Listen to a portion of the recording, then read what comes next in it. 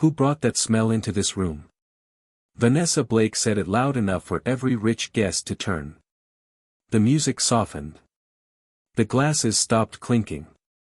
The cameras turned toward the back of the grand ballroom, where Maya Johnson stood frozen in her faded cleaner uniform, holding a silver tray with both hands shaking. She was a young black woman with tired eyes, wet shoes, and a name badge that looked older than the dress code itself. The Carter Global Charity Gala glittered around her like another world. Crystal lights.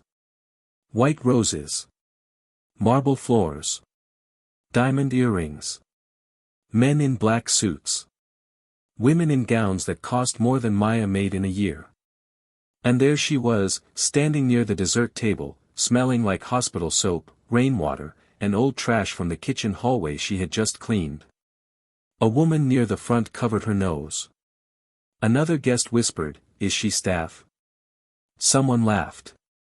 Someone raised a phone. Maya swallowed hard. "I am sorry, ma'am," she said softly. "I was told to bring these drinks to table 6. Vanessa stepped closer in her red designer gown, smiling with cold eyes. She was Ethan Carter's chosen fiancée, the woman everyone expected to become part of the Carter family. She knew the room belonged to people like her. She knew Maya had no power there. Table 6. Vanessa repeated. "Girl, you should be outside near the dumpsters." A small laugh moved through the crowd. Maya looked down. Her hands trembled so badly the glasses on the tray began to tap against each other. She had not slept. She had spent the morning at Carter Memorial Hospital, wiping sweat from her mother Grace Johnson's forehead, begging the nurse for one more day before payment was due. Then she had crossed town by bus in the rain, worked 2 hours in the kitchen, cleaned a leaking garbage bin, and changed into the only uniform she owned. It was not dirty because she did not care. It was worn because poverty had touched every thread. "Please," Maya whispered. "I need this shift. My mother is in the hospital. I will leave the room after I serve the drinks." Vanessa tilted her head. "Your mother." She laughed under her breath. "So now we all have to suffer because your family has problems." Denise Monroe, the event manager, hurried over with a tight face. She did not look at Maya like a worker. She looked at her like a stain. "Maya, I told you to stay in the service corridor." "But Mr. Jenkins sent me here," Maya said. "He said table 6 needed water." Denise cut her off. "Do not argue in front of guests." The words hit Maya harder than a slap. She opened her mouth, then closed it.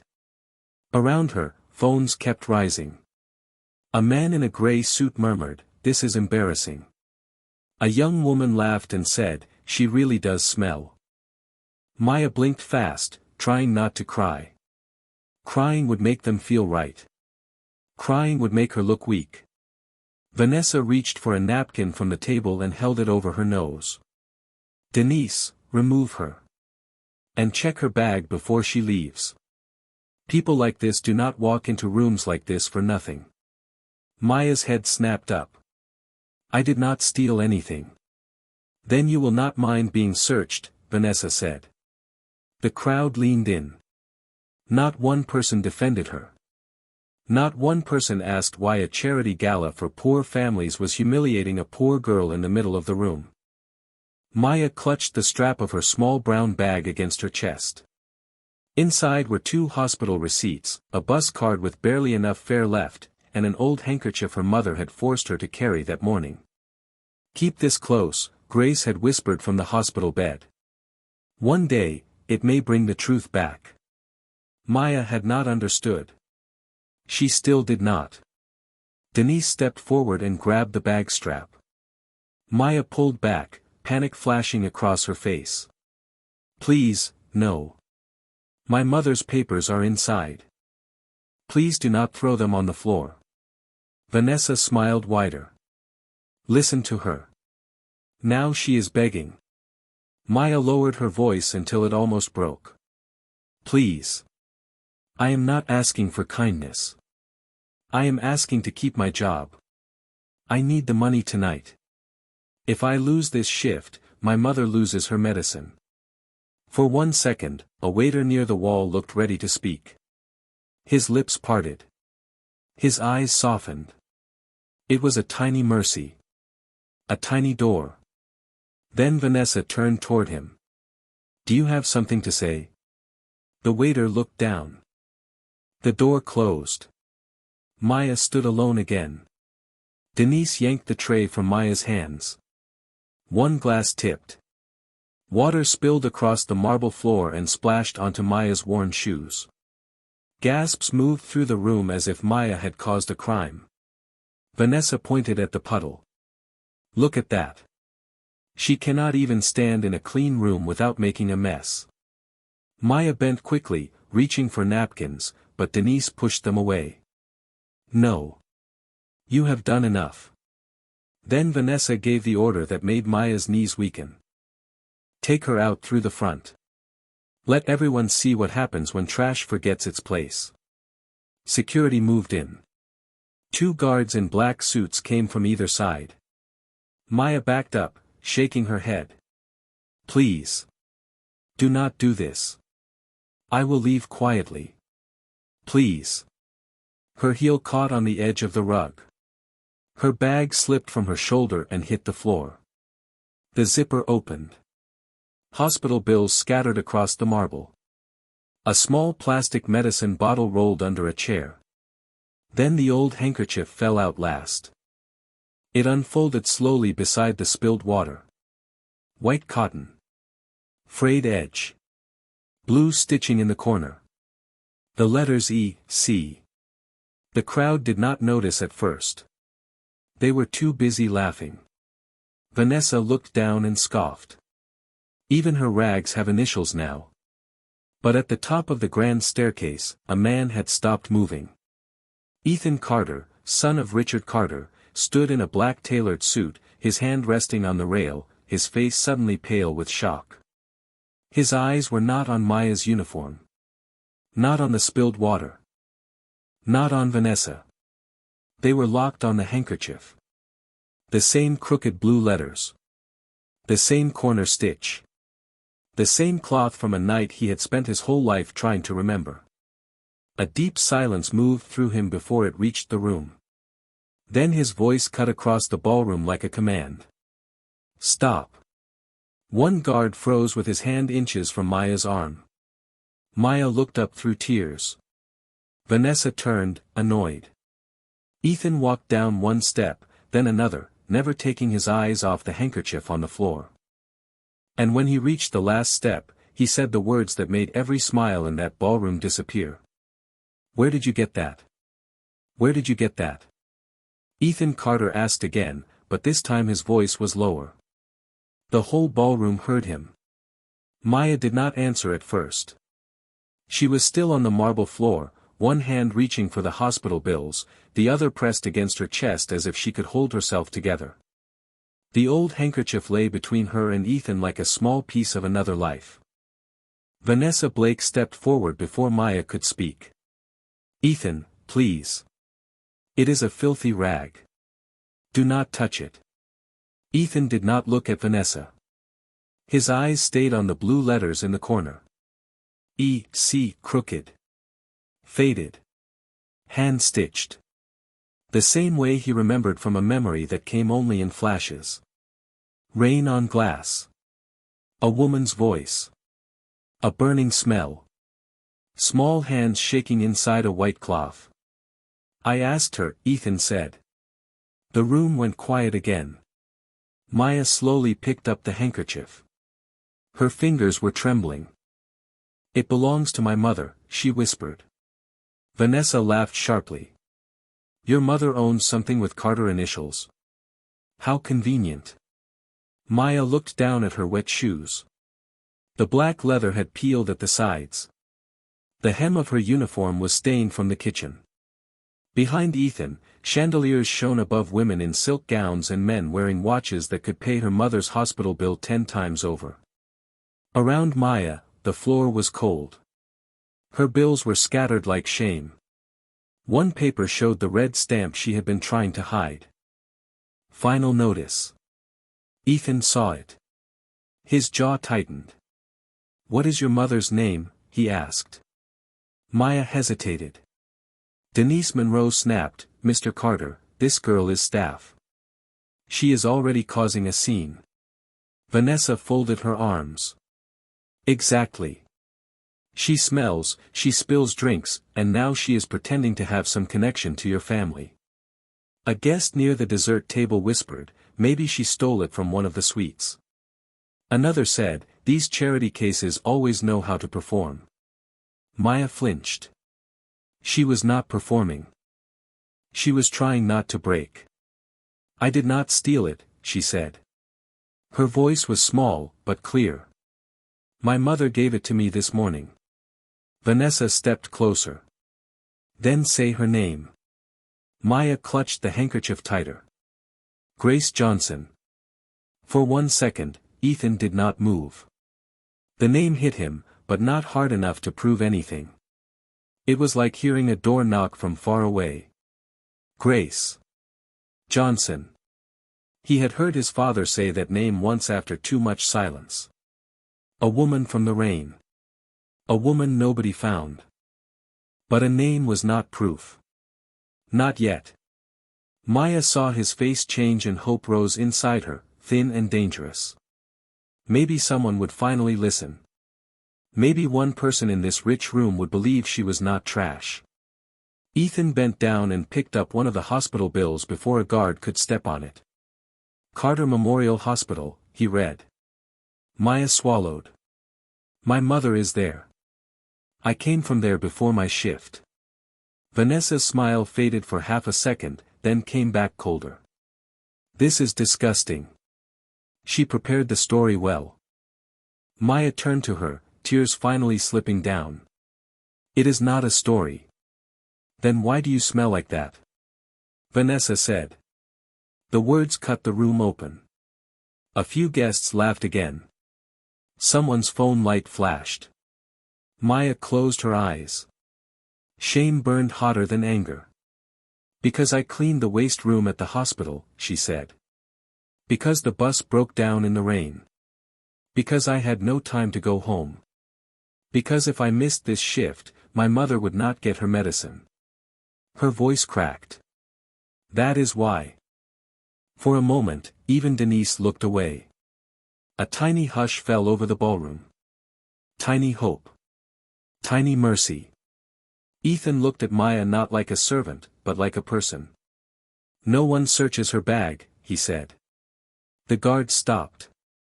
Maya breathed for the first time. But Vanessa stepped into that breath and crushed it.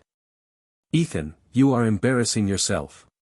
Your father built this foundation to help the poor, not to let them manipulate us in public." She turned to the guests. "Look at her. Tears, hospital papers, an old rag. It is always the same trick." The crowd shifted. Their silence changed again. They wanted the rich woman to be right. It was easier than feeling guilty. Maya lowered her head. The hope disappeared from her face. If you have ever watched someone poor tell the truth and still be treated like a liar, comment where you are watching from and who you believe in this room, because Maya had nothing but tears, and Vanessa had the power of everyone watching. Ethan reached for the handkerchief, but Maya pulled it back close to her heart. "Please," she whispered. "It is all my mother has left from that night." Ethan's eyes narrowed. "What night?" Maya froze. She had said too much. Vanessa noticed. "See? Now the story changes." Ethan took one slow step closer. "Maya, what night?" Maya's lips trembled. "I do not know everything. My mother only said it was raining. She said there was a car. A little boy. A hospital. She told me never to throw this away." The ballroom lost its sound. Even the music seemed afraid to continue. Ethan looked down at his own wrist. Under the cuff of his expensive black suit, a thin old scar crossed his skin. He covered it quickly, but not before Vanessa saw his hand move. Not before Maya saw his face turn cold with memory. Denise tried to grab the papers from the floor. Enough. Security, remove her now. Ethan's voice snapped. Do not touch those papers. Denise froze. Vanessa's eyes sharpened. For the first time, she looked afraid. Not guilty. Afraid of losing control. Ethan turned to Maya again. Who sent you to this gala tonight? Maya shook her head. The agency. I begged them for extra hours. And your mother is at Carter Memorial now? Yes. Full name. Maya pressed the handkerchief to her chest, crying silently. Grace Elaine Johnson. Ethan stopped breathing for a moment. Behind him, at the edge of the staircase, Richard Carter's private assistant had just entered the ballroom with a phone against his ear. His face was tense. He walked quickly toward Ethan and whispered, Sir, your father says you need to hear this now. It is about a woman named Grace Johnson. Ethan turned slowly back to Maya. Vanessa went pale. And the old handkerchief shook in Maya's hands as if the truth inside it had finally started to wake up. The assistant's whisper reached Ethan first, then the fear reached Vanessa. Sir, your father says you need to hear this now. It is about a woman named Grace Johnson. Maya heard her mother's name and felt the floor move beneath her. For 1 second, the ballroom disappeared. The lights. The laughter. The phones. The women holding napkins near their noses. All of it faded behind the sound of that name. Grace Johnson. Her mother. Her whole world. Why is your father talking about my mother? Maya asked, her voice almost gone. Ethan did not answer.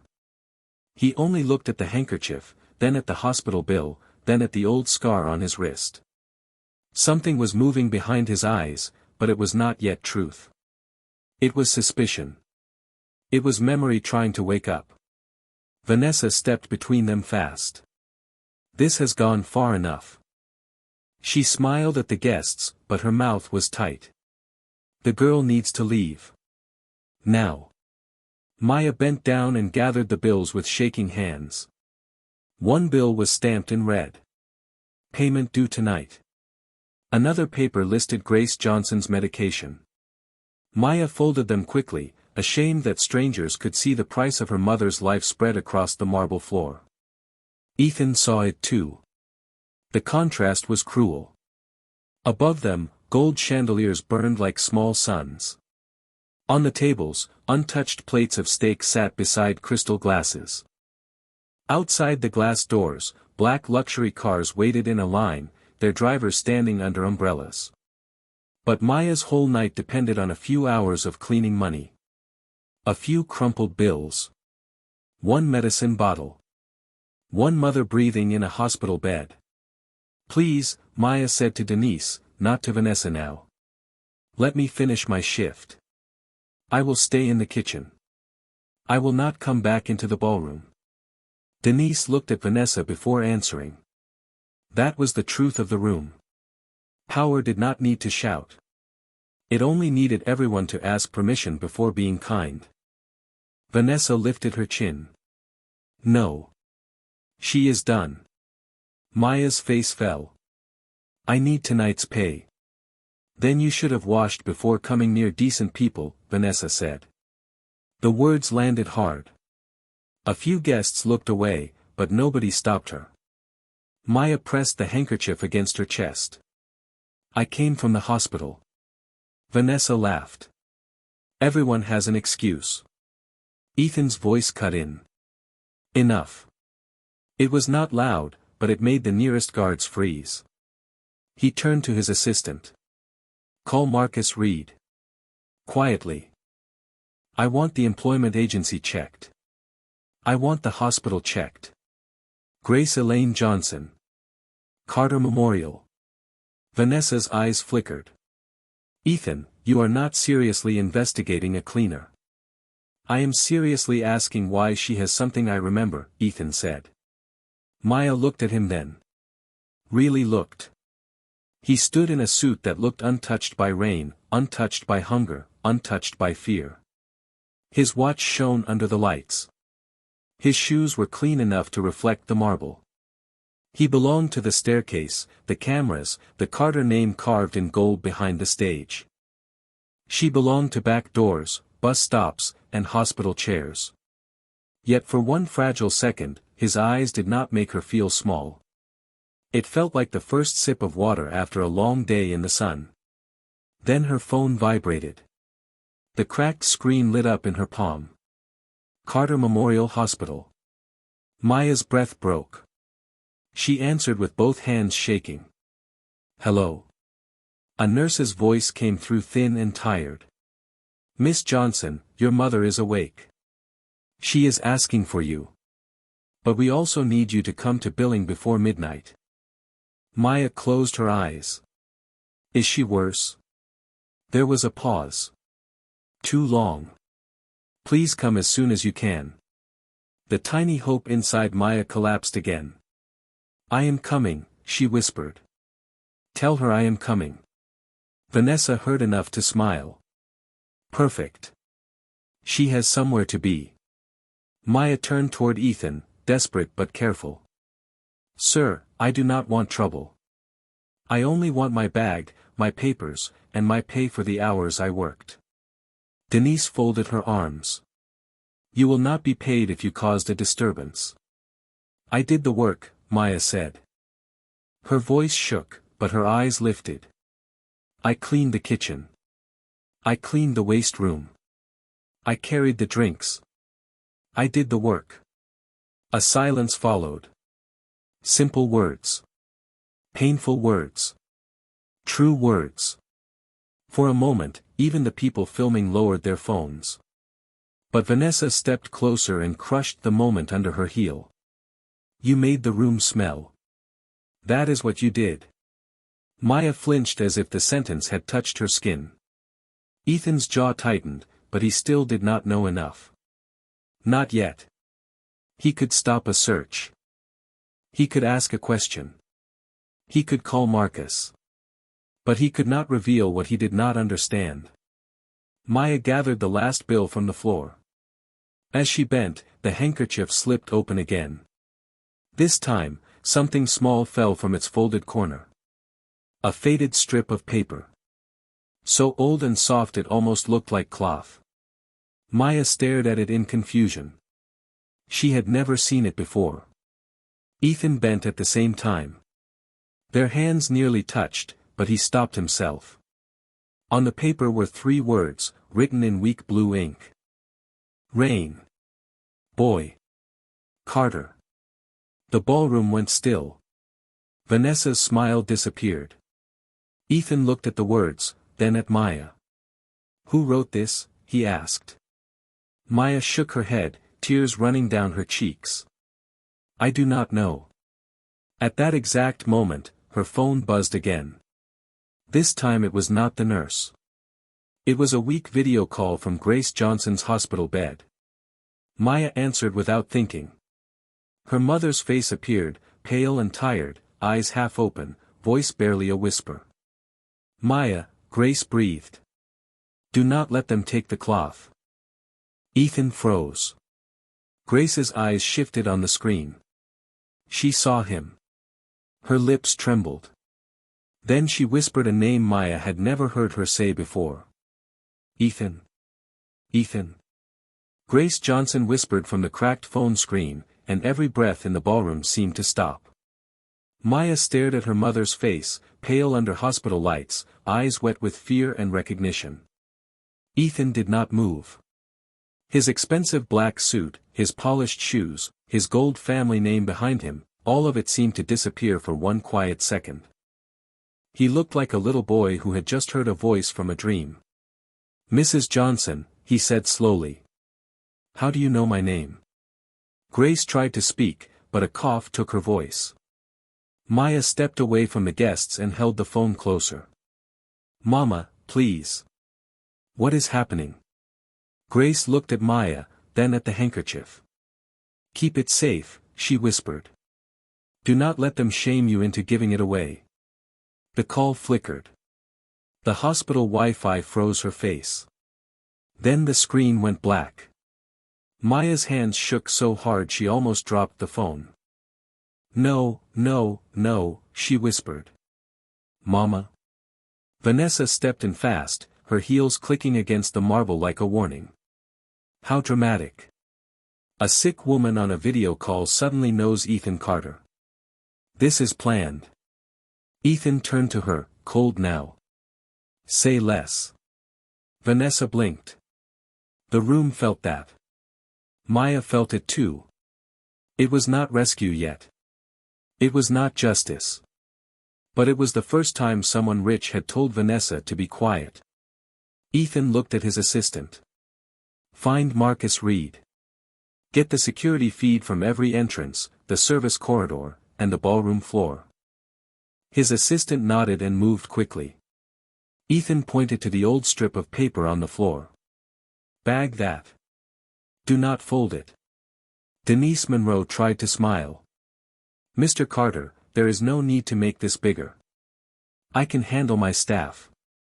Ethan looked at her. "You failed when you let guests humiliate one of them." Denise's smile died. Maya stood there with her bag clutched to her chest, still smelling of rain, hospital bleach, and kitchen waste, still surrounded by people who had laughed at her pain. The tiny hope in her chest frightened her. Hope was expensive. Hope was dangerous. Hope made the fall hurt worse. "Sir," she said softly, "I have to go to my mother." Ethan's face changed. Not soft enough to save her. Not yet. But enough to listen. "You will," he said. "First, tell me one thing. Did your mother ever mention Carter Memorial before tonight?" Maya wiped her cheek with the back of her hand. "Only when she had nightmares. She would wake up saying rain, fire, boy, hospital. Then she would tell me to forget it." A murmur moved through the guests. Rain. Fire. Boy. Hospital. Ethan looked down at his wrist again. The scars sat under his cuff like a secret that had waited too long. Vanessa saw him look. Her throat tightened. She turned away and pulled out her phone. "This is getting out of control," she whispered to someone. "Find out who hired that girl. And make sure no old hospital story reaches Richard before I do." She ended the call fast, but Marcus Reed was already entering from the side hallway. Tall. Calm. Serious. The kind of man who noticed what people tried to hide. Ethan met him halfway. "Marcus, Grace Elaine Johnson. Carter Memorial. Old accident records. Anything involving me as a child." Marcus lowered his voice. "Those files may be restricted. Then find who restricted them." Maya heard that and felt cold. Restricted files. Missing truth. Her mother's broken voice. The rich world had rooms inside rooms, doors behind doors. She had one old bag and a phone with a dying battery. Marcus moved to a small security desk near the ballroom entrance. Screens glowed blue in the corner. Marble and money on one side. Camera footage and hidden angles on the other. He pulled up the service corridor. Maya appeared on the screen, carrying a mop bucket, coughing from the waste room, wiping her hands on a towel before picking up the drink tray. She had worked. She had not stolen. She had not wandered in for attention. One waiter stepped forward, voice nervous. She was sent to table 6. "I saw Mr. Jenkins tell her." Maya looked at him, stunned. Tiny hope again. A witness. A real voice. Denise snapped at him. "Go back to the kitchen." The waiter lowered his head and disappeared. Hope crushed. Again. Ethan saw it. His eyes hardened. "No more staff leaves this building until I speak with them." Vanessa laughed once, too sharp. "You are treating a charity event like a crime scene." Ethan looked at her. Maybe it became one when everyone chose cruelty and called it class. The guests fell silent. Then Marcus leaned closer to the screen. "Mr. Carter." Ethan turned. "What?" Marcus pointed to the footage from the service hallway. Denise was on camera speaking to a man near the kitchen door. The man handed her a small envelope. Then Denise looked around and pointed toward Maya. The video stuttered. The screen froze. Then the next 5 minutes were gone. Marcus tapped the keyboard again. Nothing. "The footage was cut," he said. Denise went pale. Vanessa's fingers tightened around her phone. Ethan turned slowly toward them. Maya's breath caught. Before anyone could speak, Marcus's second phone buzzed. He read the message, and his face changed. "Ethan," he said quietly, "the old Carter memorial file exists. But the page with the rescuer's name is missing." "The page with the rescuer's name is missing," Marcus Reed said, and the silence that followed felt colder than the marble under Maya's knees. Ethan Carter stared at him. "Missing how?" Marcus looked at the security screen, then at the message on his phone. "Removed from the archive. Not lost. Removed." A soft gasp moved through the ballroom. Maya held the handkerchief tighter. The little strip of paper inside it still burned in her mind. Rain. Boy. Carter. Her mother's weak voice still trembled in her ears. Ethan. Vanessa Blake moved first. She stepped into the center of the room, bright red dress, diamond necklace, perfect smile. She knew how to own a crowd. She knew how to turn fear into command. "Everyone, please calm down," she said. "This is exactly how scams work. One poor girl walks in with a sad story, then suddenly files are missing, phones are ringing, and everyone is supposed to feel guilty." Maya looked up. "I am not scamming anyone." Vanessa snapped her eyes toward her. "Then why did your mother know Ethan's name?" Maya opened her mouth, but no words came. She did not know. That was the worst part. She did not know anything except that her mother was sick, afraid, and begging her to protect a handkerchief Maya had never understood. Denise Monroe saw the weakness and took it. "Mr. Carter, she has already disrupted the event. The donors are uncomfortable." "The donors?" Ethan repeated. His voice was low. Denise swallowed. "This is a charity gala. People came here to give, not to be dragged into some hospital drama." Vanessa lifted her chin. "Exactly. Let security escort her out. If she is innocent, she can answer questions later." Maya's heart sank. Later meant never. Later meant her mother alone in a hospital bed. Later meant a bill she could not pay. Later meant the rich people would close the doors and rewrite the night without her. "Please," Maya said. "My mother called. She needs me." Vanessa turned to the guests. "See? Now she wants to leave before anyone checks her story." A man near the stage muttered, "That is suspicious." A woman whispered, "Maybe she planted that cloth." Phones rose again. The tiny Mercy from earlier died under the bright screens. Ethan raised one hand. "No one is touching her." But even his command could not erase the doubt Vanessa had planted. The crowd no longer laughed with open mouths. They stared with narrowed eyes. Maya could feel them judging her smell, her shoes, her tears, her mother's name, even her silence. Vanessa walked closer, lowering her voice just enough to sound private, but loud enough for everyone to hear. "Maya, if you admit this was planned, I can ask Denise not to press charges." Maya blinked. "Charges? For theft? For fraud? For disrupting a private event?" Maya's breath caught. "I stole nothing." "Then sign a statement," Vanessa said. Denise quickly pulled a folded paper from her event folder, as if it had been ready all along. Sign that you brought the handkerchief here on your own and that no member of the Carter family owes you anything. Ethan's eyes sharpened.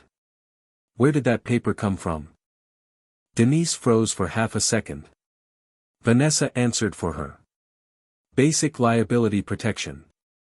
Marcus looked at Ethan. Both men heard the lie. Maya did too, but she had no language for rich lies. They came dressed as documents. They came with pens. They came with witnesses who looked away. Denise pushed the paper toward Maya. Sign, and maybe you still get paid for the kitchen hours. Maya stared at the pen. Her hands trembled. Her mother needed medicine. Her phone battery was almost dead. Her shift money was the only bridge between Grace Johnson and another night of care. If I sign, Maya whispered, I can go to my mother. Vanessa smiled. If you sign, you can leave with what little dignity you have left. Ethan stepped forward. Maya, do not sign anything. Vanessa turned on him. You do not even know her. Maya looked between them. The billionaire's son in a perfect suit. The rich fiancé with the room behind her. The event manager holding her pay hostage. The guards blocking the exit. And Maya, with a wet uniform and a handkerchief that suddenly made powerful people nervous.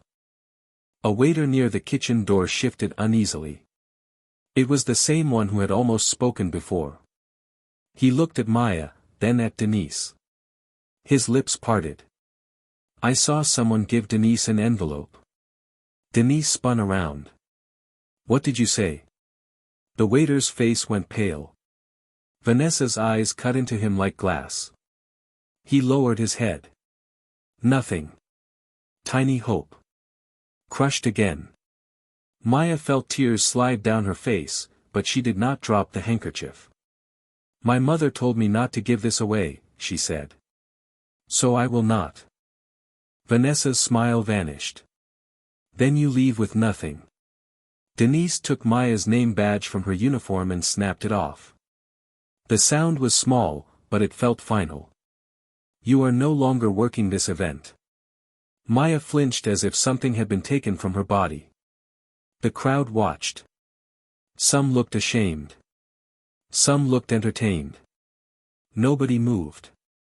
Vanessa leaned closer. Now the smell can leave with you. Ethan's face hardened. Vanessa. She ignored him. Security, escort her out through the front entrance. The guards stepped closer, not touching Maya, but surrounding her. Maya gathered her papers, the medicine bottle, the handkerchief, and a tiny strip of paper. Her whole life fit into two shaking hands. Then, as she bent to pick up the last hospital bill, Denise's folder slipped open. A corner of a yellowed photocopy slid out. Maya saw only one line before Denise snatched it back. Carter Memorial Incident Report. Witness, Grace E. Johnson. Ethan saw it too. So did Marcus. Denise's hand shook for the first time. Vanessa turned pale, then quickly hissed, put that away. Ethan took one slow step toward Denise. You said there was no need to make this bigger. Marcus moved beside him, eyes fixed on the folder. Mr. Carter, that document is not from tonight. Denise backed up. Vanessa reached for her phone, whispering fast, get rid of the old file. Now. But the microphone near the stage was still live. Her whisper rolled through the ballroom speakers. Get rid of the old file. Now. Every guest heard it. Maya stopped at the door. Ethan turned slowly toward Vanessa. And Marcus's phone buzzed again with a new message from an unknown number. I have the original camera footage. The message on Marcus Reed's phone was only 6 words, but it changed the air in the ballroom. I have the original camera footage. Marcus looked at Ethan Carter, then at Maya Johnson standing by the front entrance with her wet shoes, her torn name badge, and her old bag pressed against her chest. Ethan did not speak at first. He only held out his hand. Show me. Marcus opened the video. The screen was small, but everyone nearby leaned in as if the truth itself had been trapped inside that phone. The first frame showed the service hallway. Maya was there, alone, pushing a mop bucket, coughing softly into her sleeve. She was not stealing. She was not hiding. She was working. Then the camera angle changed. Denise Monroe appeared near the kitchen door. A man in a black suit handed her a small envelope.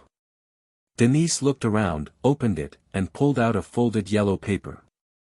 The same kind of paper that had just fallen from her folder. Ethan's eyes hardened. Pause it.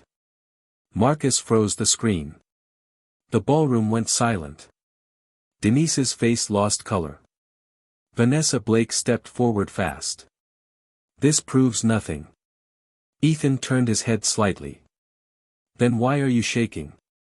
Denise clutched the folder against her chest. I am not. Maya stared at the screen, confused and terrified. She did not know what the envelope meant. She did not know why her mother's past was inside rich people's hands.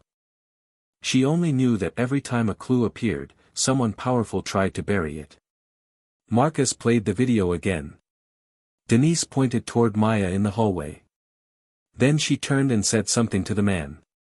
There was no sound, but the man's lips were clear enough for Marcus to read slowly. Make sure the girl leaves before Carter sees the cloth. Maya stopped breathing. Ethan looked at the old handkerchief in her hand. Vanessa's eyes flashed. That is ridiculous. You cannot read lips from a blurry video. Marcus said calmly, I do not need to. There is audio from the second camera. He tapped again. A rough sound filled the room. Static. Footsteps. Then Denise's voice, low and tense. She still has it. The cloth. If Ethan sees it, ask Vanessa what to do. The room froze. Every rich guest who had laughed now stood with open mouths. Maya took one small step back as if the evidence itself had frightened her. Vanessa lifted her hand. Enough. That recording is edited. Ethan's voice stayed quiet. By whom? By whoever is feeding Marcus lies, Vanessa snapped. Maybe the cleaner has help. Maya flinched. I do not even know who sent it. Of course you do not, Vanessa said. You never know anything when it helps you. Maya's eyes filled again, but she did not look down this time. I know my mother is sick. I know I came here to work. I know you called me trash. That landed harder than she expected. A woman in pearls lowered her phone. A man near the stage looked at the floor. Tiny hope moved through the room. Not enough to save Maya. But enough to make the crowd uneasy. Ethan took the yellow photocopy from Marcus and laid it beside the old handkerchief on a clean silver tray. Carter Memorial Incident Report. Witness, Grace E. Johnson. Child, E. C. The last name of the child had been blacked out. The rescuer's address had been torn away. The bottom page was missing. Ethan stared at the initials. E. C. His own initials.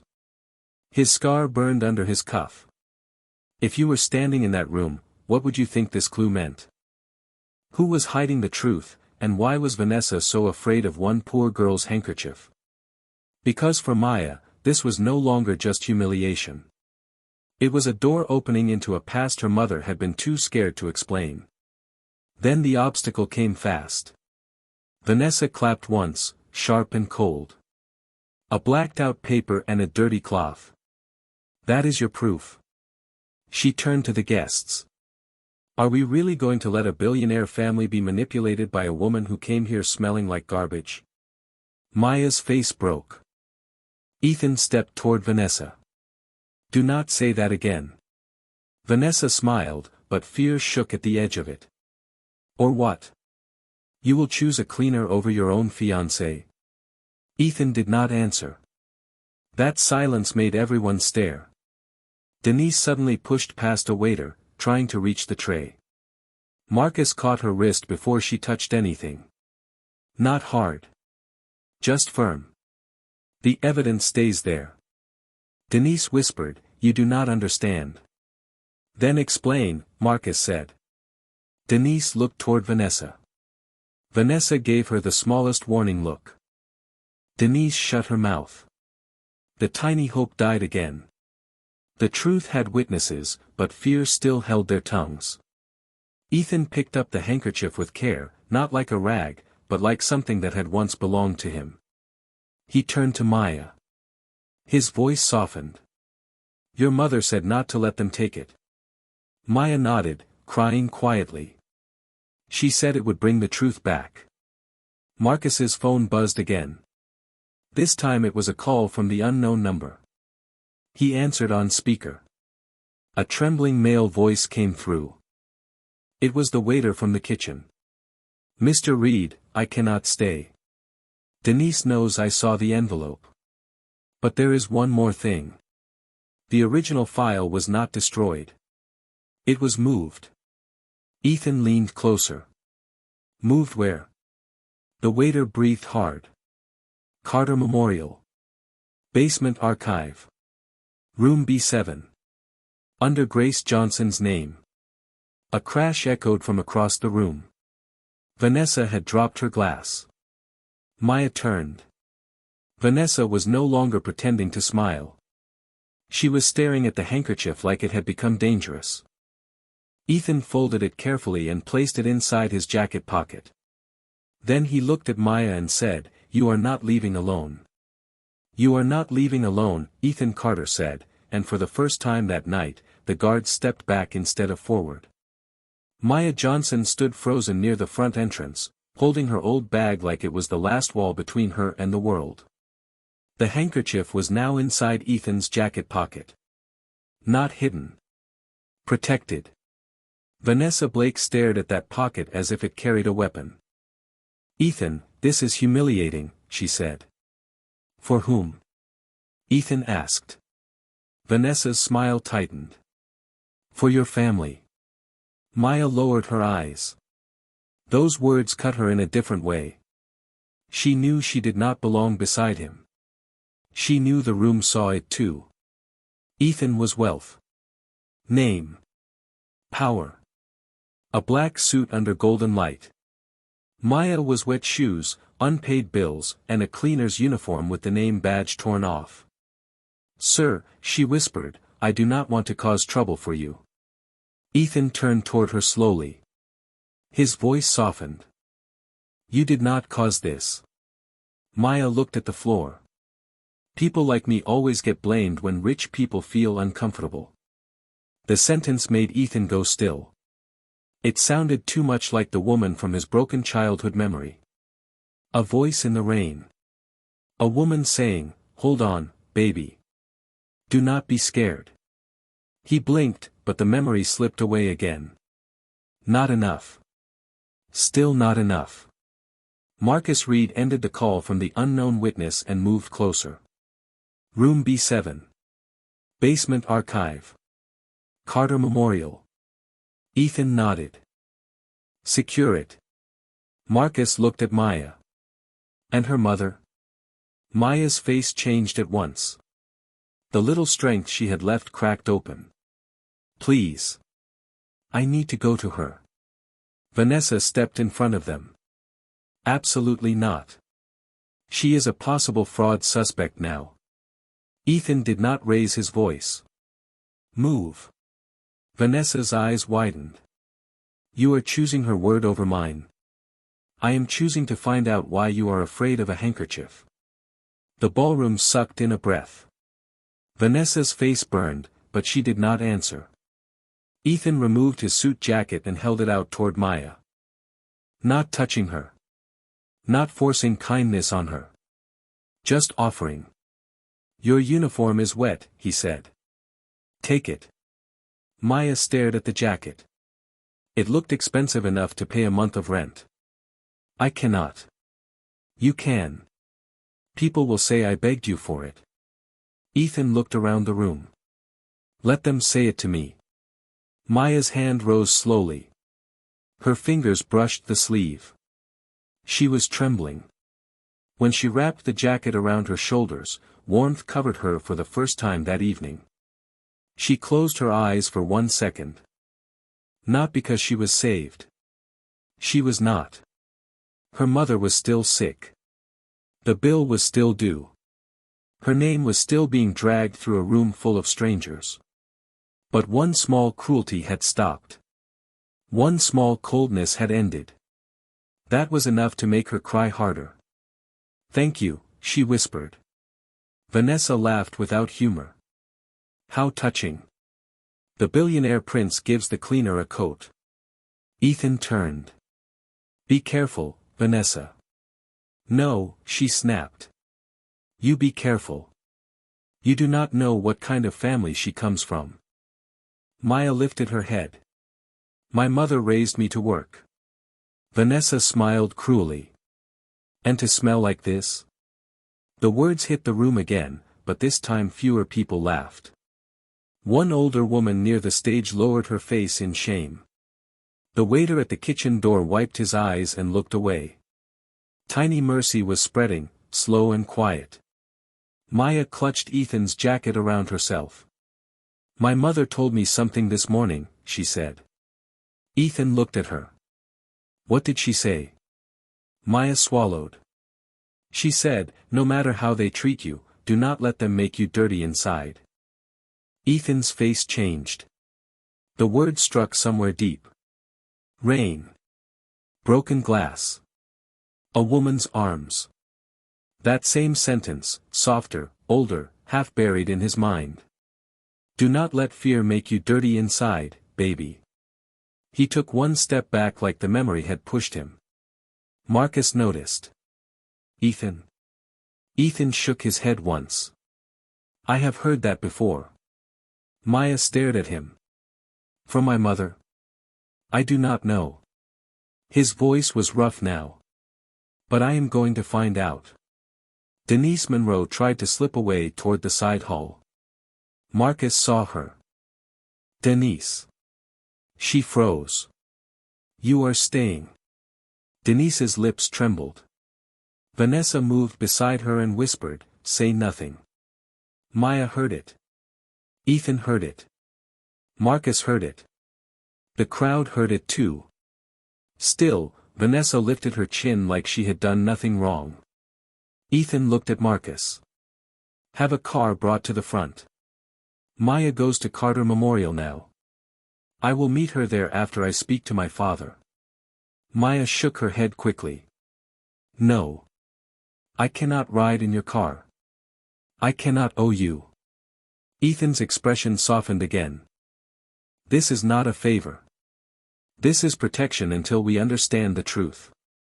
"Protection always costs something," Maya whispered. Ethan held her gaze. "Not from me." For a moment, the noise of the gala faded.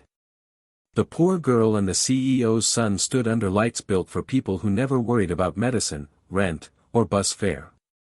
Between them was not romance. Not yet. It was pain recognizing pain. It was a secret pulling two worlds toward the same door. Then Maya's phone rang again. Carter Memorial. Her hand shook as she answered. A nurse spoke fast, voice tense. "Miss Johnson, your mother is asking for the boy from the rain. She says he must see the photograph before it disappears." Maya's blood went cold. "What photograph?" The nurse lowered her voice. "The one in the old Bible beside her bed. There is a child in it. And Mr. Carter, I think the child is Ethan." Vanessa's face went white. Ethan turned toward the exit. Marcus reached for his keys. And Maya, still wrapped in the billionaire's jacket, whispered, "Take me to my mother." "Take me to my mother," Maya Johnson whispered, still wrapped in Ethan Carter's jacket, and Marcus Reed moved before anyone else could stop her. The black Carter car pulled to the front of the gala entrance like a shadow under the golden lights. Behind Maya, Vanessa Blake stood in the doorway, watching the old handkerchief disappear inside Ethan's jacket pocket, watching the poor cleaner step into a world she was never supposed to enter. "This is not over," Vanessa said under her breath. Ethan heard her. He turned back once. "No. It is not." The ride to Carter Memorial was quiet. Maya sat with both hands locked around her old bag. The leather seat beneath her felt too soft, too clean, too expensive. She kept her knees close together, afraid to leave a mark, afraid someone would say she had dirted another place she did not belong. Ethan sat across from her, silent, staring at his wrist. The scar was there. Thin. Pale. Old. Every time the car passed under a streetlight, it flashed like a question. Maya finally spoke. "Why did my mother say your name?" Ethan looked up. "I was hoping you knew." "I know she wakes up from nightmares," Maya said. "I know she cries when it rains. I know she kept that cloth like it was alive. That is all." Ethan's voice lowered. "And the photograph?" Maya shook her head. "I have never seen it." At the hospital, the contrast hurt even more. The Carter name was carved above the entrance in shining letters. But Grace Johnson lay in a narrow charity ward where the curtain did not close all the way, where machines beeped tiredly, where the air smelled like bleach and unpaid bills. Maya rushed to the bed. "Mama." Grace turned her head slowly. Her eyes filled the moment she saw Ethan behind her daughter. "The boy from the rain," she breathed. Ethan stopped at the foot of the bed. He was powerful in every room he entered, but not here. Here, beside Grace Johnson, he looked shaken. "Mrs. Johnson," he said. "What happened that night?" Grace's fingers trembled toward the small Bible on the table. "The picture," she whispered. "Before they take it." Maya opened the Bible. A faded photograph slipped out. It showed a younger Grace, soaked from rain, standing outside an emergency entrance. In her arms was a little black boy wrapped in a white handkerchief. His face was turned sideways, but his wrist was visible. A small silver watch. Ethan took one step closer. His breath changed. "That watch," he said. Grace nodded weakly. "Your father gave it to you." Maya looked from the photo to Ethan. "That child is you?" Ethan did not answer. His hand had gone to his wrist again, but this time it was not the scar. It was the empty place where a child's watch used to be. Grace closed her eyes. The car was upside down. Rain everywhere. People shouting. No one saw the boy in the back seat. Her voice broke. "I pulled him out. He was crying. He kept saying, 'My father will come.'" Maya covered her mouth. Ethan's eyes shone, but he held himself still. "Why did you leave?" Grace opened her eyes, and fear came back into them. "Because a woman told me poor people get blamed when rich children are hurt." Silence fell heavy in the room. Marcus stood by the door, listening. Even he looked disturbed. "What woman?" Ethan asked. Grace's lips moved, but no sound came. Maya squeezed her mother's hand. "Mama, who?" Grace whispered, "I did not know her name then. She wore diamonds. She said if I stayed, they would say I caused the crash. She said my baby would be taken from me." Maya went still. "Your baby?" Grace looked at her daughter with pain that had been buried for years. "You were 6 months old, Maya. I had you at home. I was alone. I was scared." Ethan looked at Maya then, really looked at her. The poor girl from the ballroom. The woman mocked for smelling like survival. The daughter of the woman who may have saved him. Grace reached for the handkerchief. Ethan carefully took it from his jacket and placed it in her hand. She rubbed the corner with her thumb. "I wrapped him in this until the doctors came. Then I kept it because it had his initials. I thought one day someone would ask the truth." Maya's voice shook. But nobody did. Grace gave a weak nod. Nobody asks poor women what they saw. Tiny hope entered the room, painful but real. Ethan believed more now. Marcus believed more now. Maya was not alone with a crazy story anymore. But the truth still had missing pages. The photo had no date on the back.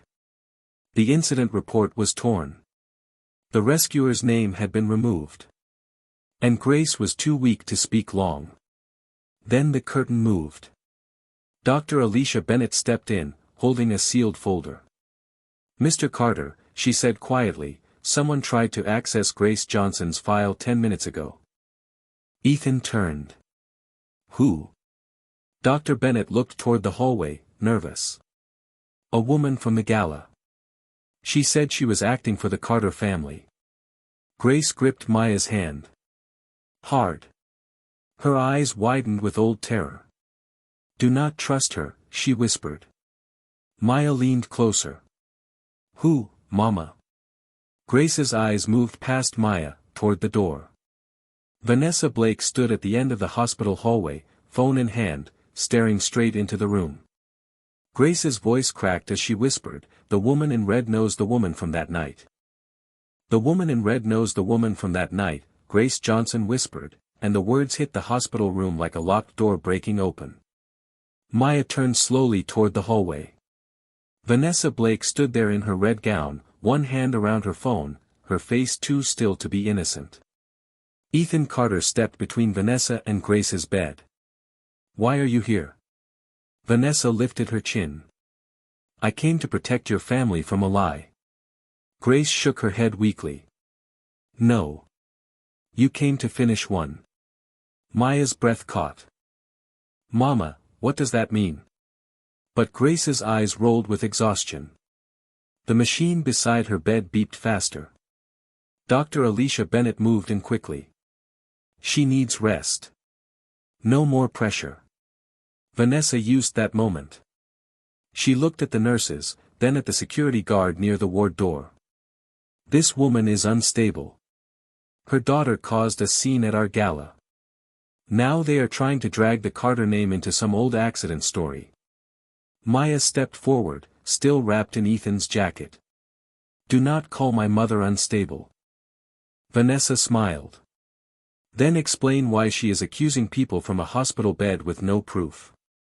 Ethan looked at Vanessa. "She has a photograph." "A photograph of a child in the rain," Vanessa said fast.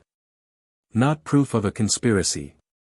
Marcus Reed entered behind her, holding his phone low. He had heard enough. "The basement archive exists." Vanessa's eyes flickered. "Good. Then go find your fairy tale there." Marcus's voice stayed calm. "We tried. Room B7 was opened 15 minutes ago." Ethan went still. "By whom?" Marcus looked at Vanessa. "Someone using temporary Carter Foundation access." Vanessa laughed once.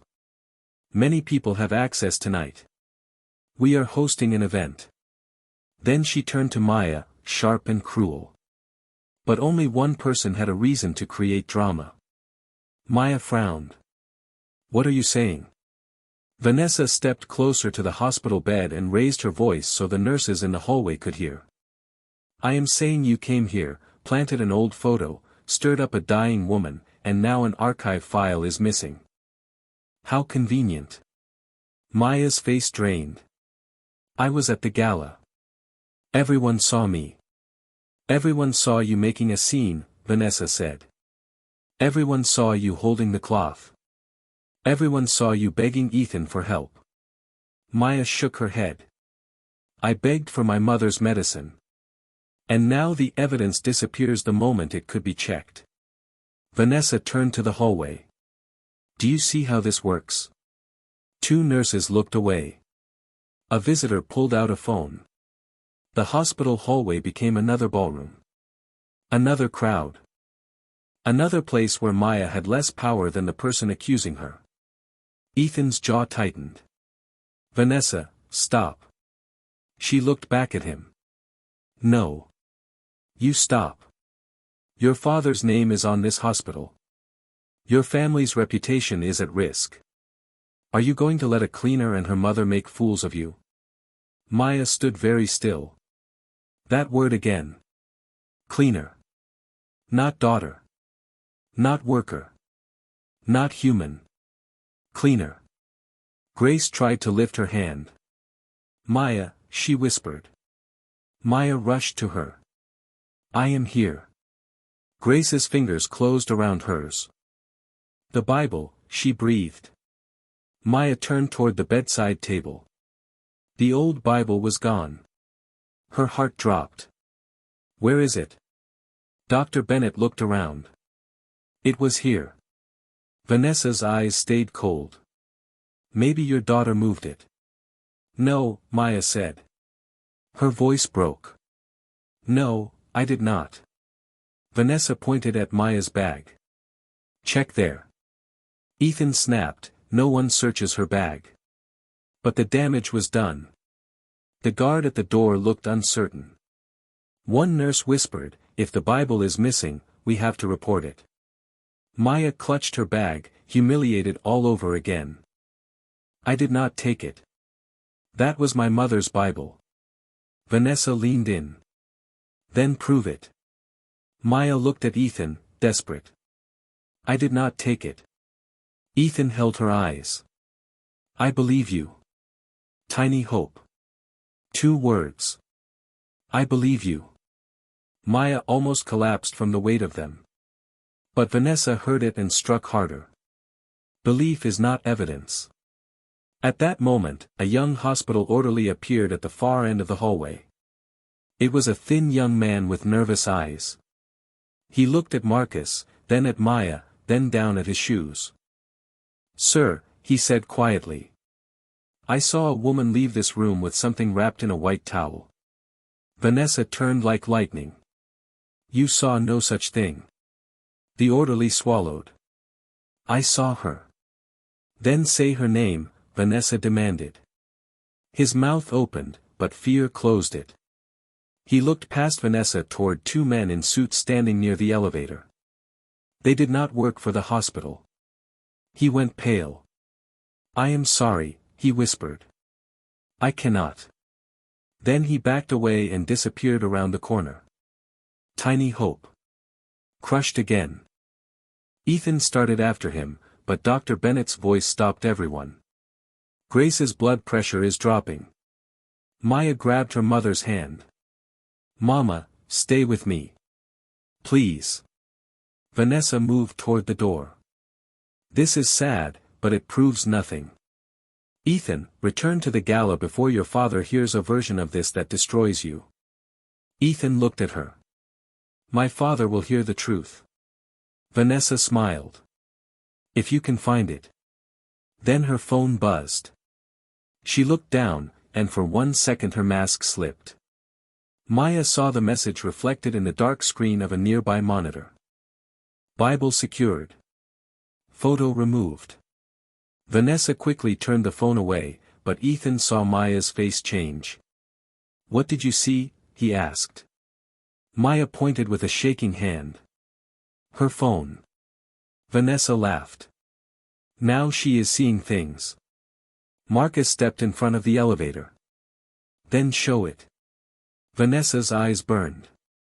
You have no right. Suddenly the hospital intercom chimed. A nurse at the desk called out, Mr. Carter, your father is on the emergency line.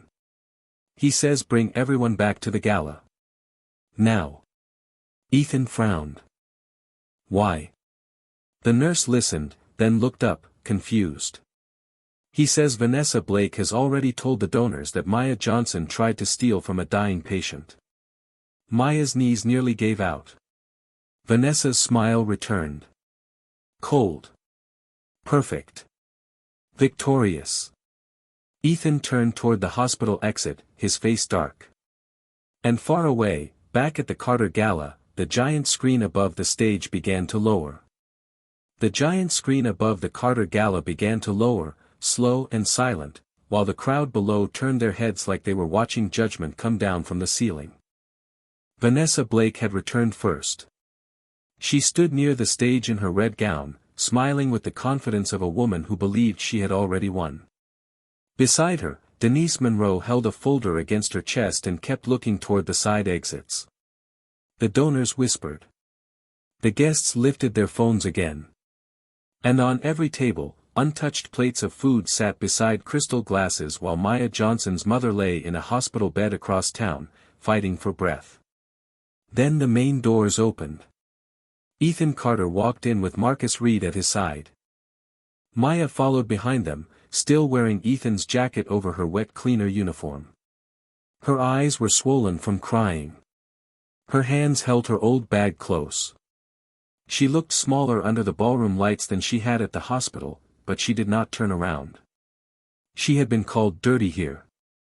She had been called a thief here. She had been laughed at here. Now she had been brought back to the same room where her shame had started. Vanessa clapped softly. How perfect, she said. The girl returns wearing your jacket. Now everyone can see the performance. Maya lowered her eyes. Ethan stopped walking. She stands where I ask her to stand. Vanessa's smile hardened. And I suppose we are all supposed to believe she did not steal a Bible from a sick woman. A wave of whispers moved through the room. Bible? Sick woman. Is that the cleaner? Maya's lips parted. I did not steal anything. Vanessa turned to the donors. That is what she said about the handkerchief too. Ethan did not raise his voice. Enough. One word. Quiet. Heavy. It stopped the whispers for half a breath. Richard Carter stood near the front row, his face tense and unreadable. He had been told pieces of the story. Not enough to understand. Enough to fear what the night was becoming. Ethan, Richard said, what is this? Ethan looked at his father. A truth someone removed from our family. Vanessa cut in fast. No. This is a trap. A poor girl found an old cloth, invented a dying mother, and now she wants the Carter name to rescue her. Maya flinched, but she stayed standing. My mother is real, she said. Her pain is real. Vanessa laughed coldly. Pain does not make you honest. Marcus stepped forward and placed a silver tray on a small table near the stage. On it lay the handkerchief, the faded strip of paper, the photocopy from Denise's folder, and a sealed flash drive from the unknown witness. The room leaned toward the table without moving. The objects were small. Too small for the weight they carried. A cloth. A note. A torn report. A drive. Tiny things rich people had tried to ignore. Ethan picked up the microphone but did not speak yet. The silence stretched. Maya could hear her own breathing. She could hear someone whisper that she still looked like staff. She could hear another guest say Vanessa would never lie. Then the kitchen waiter appeared near the side door, pale and shaking. Marcus saw him first. Come forward. The waiter looked at Denise. Denise's eyes warned him to stay quiet. Vanessa smiled sweetly. Young man, do not embarrass yourself for someone who will not protect you. The waiter froze. Tiny hope trembled at the edge of the room. Maya looked at him and whispered, please. He took one step forward. Then another. I saw the envelope, he said. Denise snapped, you saw nothing. Ethan turned to her. Let him speak. The waiter swallowed. Denise was told to keep Maya away from Mr. Carter. She was told the cloth mattered. The room shifted again. Vanessa lifted her hand. This is ridiculous. A frightened waiter, a poor cleaner, a sick mother, and a man who wants attention. That is your evidence. Ethan looked straight at her. No, he pointed at the giant screen. That is why the screen is here. Vanessa's face changed for the first time in front of everyone. Not fear exactly. Recognition. She knew the stage had moved out of her hands. Richard stepped closer. Ethan, What is on that drive? Ethan answered without looking away from Vanessa. The part of the night she thought was gone. Maya's knees weakened. Marcus moved near her, not touching, just close enough so she would not fall. For the first time, she did not feel completely alone in that room. If you were standing in this ballroom right now, who would you believe? The woman with diamonds and a perfect smile, or the poor girl holding hospital bills and a cloth her mother protected for years? Because some people wear power like perfume, and some people carry truth in shaking hands. Vanessa heard the low murmurs turning against her and struck one last time. Before anyone plays anything, I want every donor here to remember what is at stake. This foundation carries the Carter name. Are you going to let a cleaner's story stain it? Maya lifted her face. Her voice was quiet, but clear. You already stained it when you made people laugh at me for being poor. The room went silent. Ethan looked at Maya then, and something like respect moved across his face. Richard Carter looked away, ashamed before he even knew the whole truth. Vanessa's lips tightened. How dare you speak to me like that? Maya held Ethan's jacket closed around her. Like someone who still has dignity. A breath moved through the crowd. Tiny hope became bigger. Not victory. Not yet. But enough. Ethan raised the microphone. No one leaves this room. Vanessa stepped toward the stage. You cannot do this. I can, Ethan said. And I will. Marcus connected the flash drive to the system. The giant screen flickered blue. The waiter stood shaking near the kitchen door. Denise clutched her folder so hard the papers bent. Richard Carter stared at the handkerchief as if he was seeing a ghost from his own house. Maya looked at the screen, then at Ethan, then down at her cracked phone, waiting for another call from her mother. Ethan lifted the handkerchief from the tray and placed it beside the torn incident report. Before you judge her, he said into the microphone, watch this. The screen went black. Then the first frame of the original camera footage appeared, and Vanessa Blake went completely pale. The first frame of the original camera footage appeared, and Vanessa Blake went completely pale. The ballroom went silent so fast that even the soft hum of the projector sounded loud. On the giant screen, the service hallway appeared again, but this time the video was clear. No missing minutes. No frozen frame. No edited gap. Maya Johnson stood near the kitchen door with a mop bucket, wiping sweat from her face, trying to clean herself before entering the ballroom. She was not hiding. She was not stealing. She was working. A few guests lowered their phones. Someone whispered, she really was sent there. Ethan Carter held the microphone close. Keep watching. The video continued. Denise Monroe stepped into the hallway. She looked around, then opened the side door for a man in a black suit. He handed her an envelope. She opened it. Inside was a copy of the Carter Memorial Incident Report. The camera zoomed enough to show the top line. Witness, Grace Elaine Johnson. Child rescued, Ethan Carter. The room lost its breath. Richard Carter gripped the back of a chair. Ethan, he whispered. Ethan did not look away from the screen.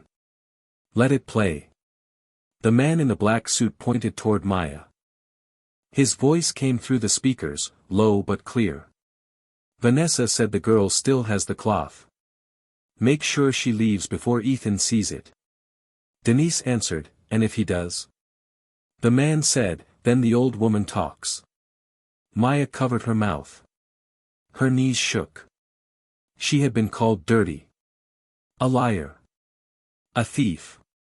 But all along, people in clean suits had known her mother's name. Vanessa stepped forward. That is not my voice. That man could be lying. Marcus Reed pressed another button. The screen changed. Now it showed hospital security footage from earlier that night. Vanessa stood at the nurse's station in her red gown, speaking to an orderly. In her hand was Grace Johnson's old Bible wrapped in a white towel. The timestamp glowed in the corner. 10 minutes after Maya arrived at the hospital. Dr. Alicia Bennett stepped beside Ethan. That Bible was removed from Grace Johnson's room without medical permission. Vanessa snapped, "I was protecting evidence." Maya's voice broke. "You stole my mother's Bible." Vanessa turned on her. "Do not speak to me like you are innocent." Ethan lifted his hand. "She has been innocent longer than anyone in this room has been honest." The words hit the donors like a bell. Phones lowered. Jewels stopped shining so brightly. Faces changed. The woman they had mocked for her smell was standing in front of the proof. The proof did not shout. The proof did not beg. It simply played. Marcus opened the next file. A scanned hospital page filled the screen. Carter Memorial. Emergency intake. Storm collision. Minor child rescued before vehicle fire. Unnamed rescuer later identified by Nurse Alicia Bennett as Grace Elaine Johnson. The bottom corner had a handwritten note. Poor woman left before reward. Said she feared being blamed. Richard Carter's face crumbled. "We looked for her," he said, voice rough. "I was told she disappeared before anyone could get her name." Dr. Bennett turned toward him. "Her name was removed from your copy." The waiter stepped forward, trembling. "Denise told us not to mention the cloth. She said Miss Blake wanted the cleaner gone before Mr. Carter came downstairs." Denise shook her head wildly. "I was following orders." Vanessa spun toward her. "Shut up." The whole room heard it. Another silence fell. This one was different. This one was not confusion. It was recognition. Ethan looked at Vanessa. "Orders from whom?" Vanessa's mouth opened, but nothing came out. Maya stood behind the silver tray, still holding the edges of Ethan's jacket. Tears slipped down her face, but she did not wipe them away. For the first time that night, nobody laughed. Nobody covered their nose. Nobody called her trash. The giant screen changed again. A faded photograph appeared beside the handkerchief image. Young Grace Johnson stood outside the emergency entrance, soaked with rain, holding a little black boy wrapped in white cloth. On the boy's wrist was a small silver watch. Richard Carter stepped toward the screen like he was walking toward a ghost. "That is my son." Ethan's voice was quiet. "And that is Maya's mother." Maya closed her eyes. Her whole life tilted under her. Her mother had not been crazy. The cloth had not been a useless rag. The smell they mocked had come from the same woman carrying hospital bills for the person who once saved their heir. Vanessa tried one final time. Even if Grace helped him, that does not make Maya special. It does not erase how she behaved tonight. Maya looked at her then. Her voice was soft, but it carried. "I behaved like a daughter trying to keep her mother alive." No one answered. There was nothing cruel enough left to say. Marcus placed one last document on the projector table. "There is more," he said. Vanessa's face drained again. Ethan looked down at the page, then back at her. "This is the access log for the missing archive file." Richard turned slowly.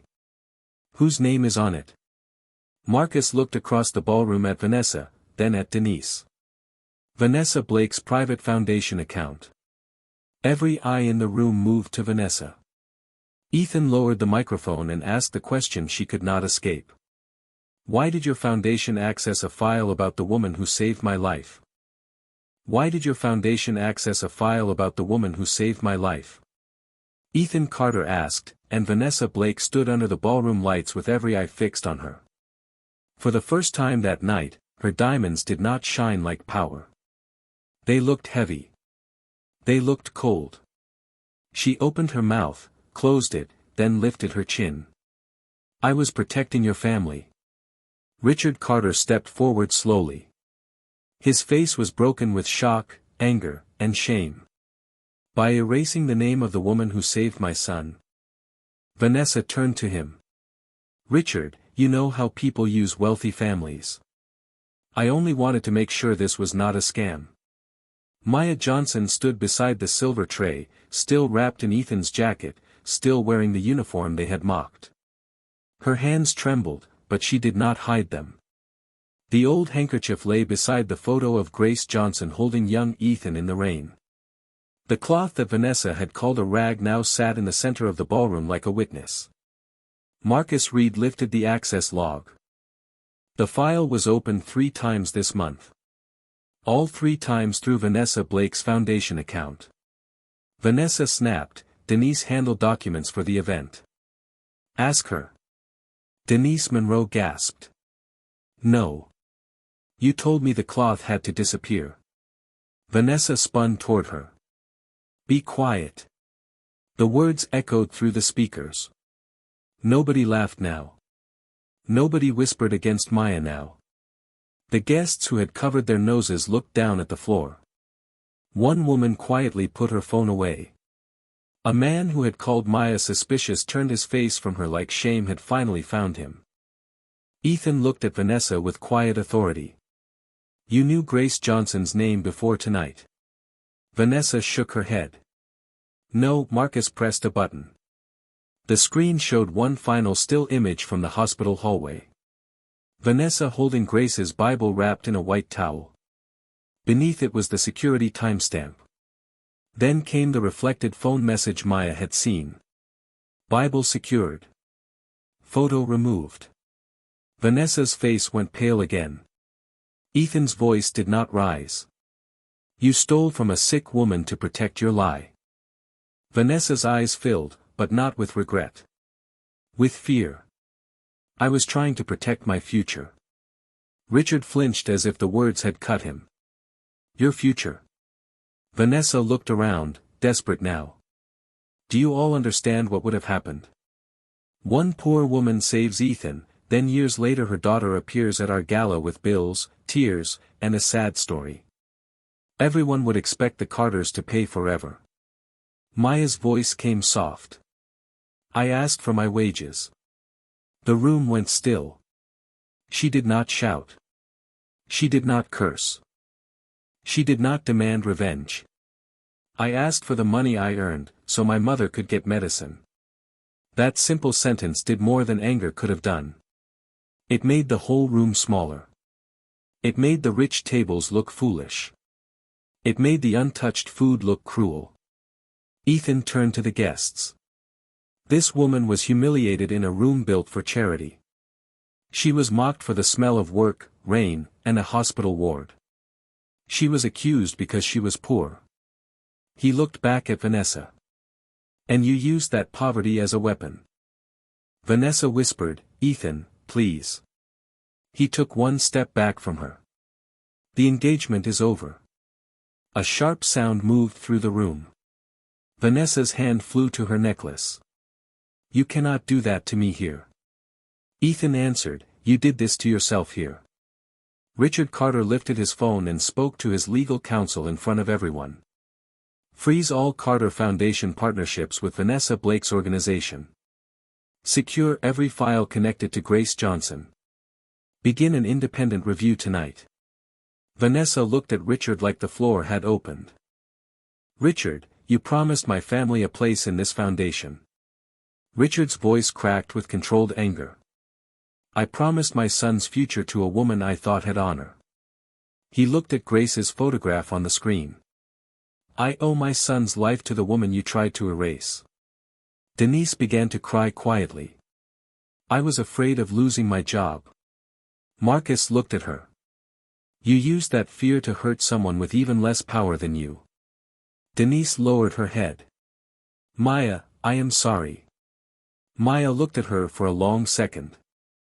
Her eyes were full of pain, but her voice stayed calm. You knew I needed that shift. Denise could not answer. Ethan turned to the stage staff. Restore Maya's pay. Triple it for the hours she was humiliated while doing her job. Then terminate Denise's authority over staff pending review. Denise covered her mouth. No one clapped. This was not entertainment anymore. It was judgment without shouting. Vanessa tried one last time to regain the room. So this is justice. You throw me away for a cleaner. Richard stepped closer to Maya, and the whole room watched him bow his head. No, he said. We honor the daughter of the woman who saved my child. Maya's breath broke. For years, Grace had carried that truth in silence. For years, Maya had carried poverty like a stain others could point at. Now the richest man in the room lowered his head to her. The same guests who had laughed at her smell now stared at her with shame. Ethan picked up the handkerchief and placed it gently into Maya's hands. This belongs with your mother. Maya held it like it was alive. She waited so long for someone to believe her. Ethan nodded. Then we will start by believing her tonight. Richard looked to Dr. Alicia Bennett, who had joined the call on the stage screen from Carter Memorial. Move Grace Johnson to a private care room. All medical costs will be covered by the Carter family until the review is complete. Maya covered her mouth and cried without sound. Her mother would not be alone. Her mother would not be punished for telling the truth. The ballroom doors opened. A Carter driver stood outside, waiting. Ethan turned to Maya. Your mother is asking for you. Maya looked at the handkerchief, the photograph, the people who could no longer look her in the eye, and the life that had just split open in front of her. Then Ethan said softly, Come. It is time to take you back to Grace. Come. It is time to take you back to Grace, Ethan Carter said, and Maya Johnson followed him out of the ballroom without lowering her head. This time, the guests did not laugh. This time, no one covered their nose. This time, the same people who had watched her humiliation stepped aside in silence as she passed. Maya still wore the wet cleaner uniform under Ethan's jacket, but something had changed. The room no longer saw a dirty girl. They saw a daughter. They saw a worker. They saw the child of the woman who had saved the Carter heir and received shame instead of thanks. At Carter Memorial, Grace Johnson was waiting in a private room with clean sheets, soft light, and Dr. Alicia Bennett by her side. Maya stopped at the doorway and cried before she could speak. For years, her mother had slept in crowded wards, begged for extra time, and hidden pain behind tired smiles. Now Grace lay beneath a warm blanket with the old Bible back beside her bed. The photograph was inside it again. Safe. Ethan placed the handkerchief on the table near Grace's hand. Mrs. Johnson, he said gently, I am sorry it took us this long. Grace looked at him with weak eyes and a tired smile. You lived, she whispered. That was enough for me. Richard Carter stepped forward and bowed his head.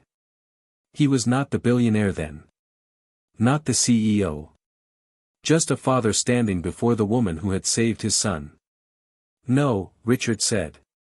It was not enough. You deserve to be found. You deserve to be believed. Grace turned her eyes to Maya. My baby was believed tonight. Maya broke down beside the bed. Mama, they know. They know you told the truth. Grace reached for her hand. Then stand tall. Those two words entered Maya like medicine. Stand tall. She had bent her back for mops, for bus rides, for hospital bills, for cruel guests, for people who thought poverty was a smell. But now she stood beside her mother, and the shame began to leave her body. Quietly. Slowly. Like rain ending after a long night. Vanessa Blake did not return to the hospital. Her foundation accounts were frozen. Her partnership with Carter Global was ended. Denise Monroe was removed from staff leadership while investigators reviewed the missing files. Their punishment did not need shouting. Their punishment was the truth. Their punishment was every guest remembering how quickly they had believed the powerful and mocked the poor. A week later, Grace was stronger. Maya walked with her through the hospital garden, wearing a simple blue dress Richard Carter had arranged through a staff support program, not as charity, but as respect. Ethan walked a few steps behind them, giving them space. No cameras. No diamonds. No crowd. Just morning sun on clean pavement.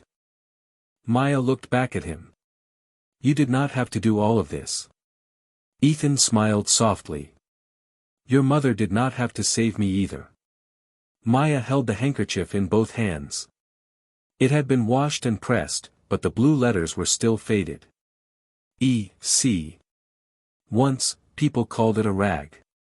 Now it rested in a small glass frame beside the photograph of Grace holding young Ethan in the rain. Richard placed both items in the Carter Foundation Hall, not as decoration, but as a reminder. Under them, the plaque read, Grace Johnson. The woman who chose courage when no one was watching. Maya stared at the words for a long time. She was never invisible, she whispered. Ethan stood beside her. No. People were just blind. Months passed. Maya no longer worked 3 jobs to keep her mother alive. She joined a new Carter Foundation program that helped low-income hospital workers, cleaners, caregivers, and single daughters caring for sick parents. Richard asked her to advise the program because she knew what polished boardrooms often forgot.